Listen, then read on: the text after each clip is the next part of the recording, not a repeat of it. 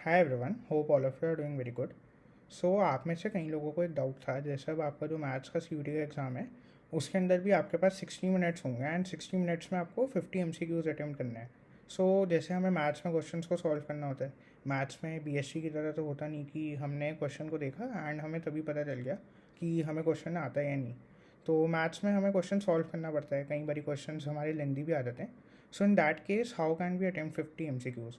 सो आज हम लोग डिस्कस करेंगे कि is it actually required to attempt all the M C Qs in maths and then हम जो अपना स्कोर है उसको कैसे मैक्सिमाइज कर सकते हैं। Fine. So now let us begin with the video. First of all we need to understand one thing कि आप लोगों को ऐसा क्यों लग रहा है कि जो आपका मैथ्स का सी का एग्ज़ाम है उसके अंदर भी आपको 50 के 50 एम सी क्यूज़ अटैम्प्ट करने हैं। देखो, the primary reason for this is कि जब भी हम कोई अपना स्कूल में पेपर देते हैं, चाहे वो हमारे स्कूल में हाफ ईयरली हो या फिर प्री बोर्ड्स हों या फिर सीबीएसई के बोर्ड्स हों, तो उसके अंदर हमें आदत होती है टू स्कोर द मैक्सिमम, मतलब 98 99 100, है ना। तो हमारा माइंडसेट उसी तरीके से होता है कि हमें फुल स्कोर करना है ना। तो देखो, जो हमारे सीबीएसई के पेपर्स होते हैं तो उनका तो पैटर्न ऐसा होता है कि हम 3 घंटे में पूरा पेपर अटैम्प्ट कर सकते हैं and it is possible to score 100 अगर आपको सारे क्वेश्चन आते हों। बट सी एक हमारा कॉम्पिटिटिव एग्ज़ाम है, फाइन। इसका पैटर्न काफ़ी अलग है। सो इसके अंदर आप अगर 50 एम अटैम्प्ट करने का सोच के जाओगे तो it is a little difficult to attempt all the questions in especially for maths. देखो, हो सकता है बीएससी में आप सारे क्वेश्चन अटेम्प्ट कर पाओ क्योंकि उसके अंदर आपको कुछ सॉल्व नहीं करना है ना। बट मैथ्स में मैं आपको जैसे अपना बताऊँ तो मेरे टाइम पे मेरे को 50 में से 40 एम करने थे, फाइन।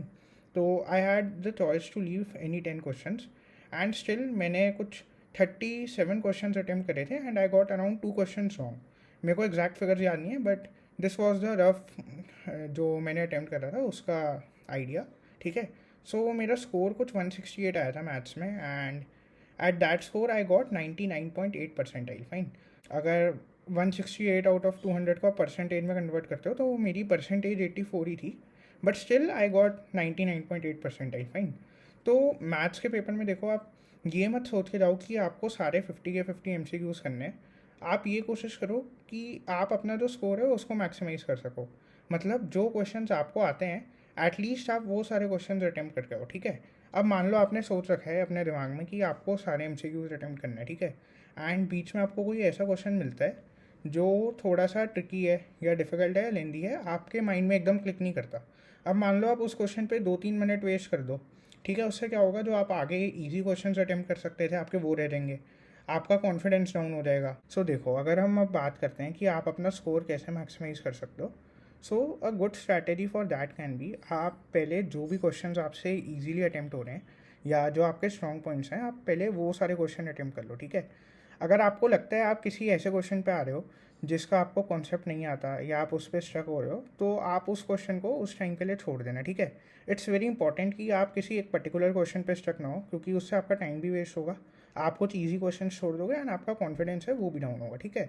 सो सबसे पहले जो आपके लिए सारे जो आप इजीली क्वेश्चन अटैम्प्ट कर सको आप वो अटैम्प्ट करो, ठीक है। एंड अगर मान लो आपको बीच में कोई लेंदी क्वेश्चन मिलता है बट आप श्योर हो आपको उस लेंदी क्वेश्चन को करने का प्रॉपर तरीका आता है एंड आप उसका आंसर निकाल सकते हो, आप उन क्वेश्चंस को भी अटैम्प्ट कर लो।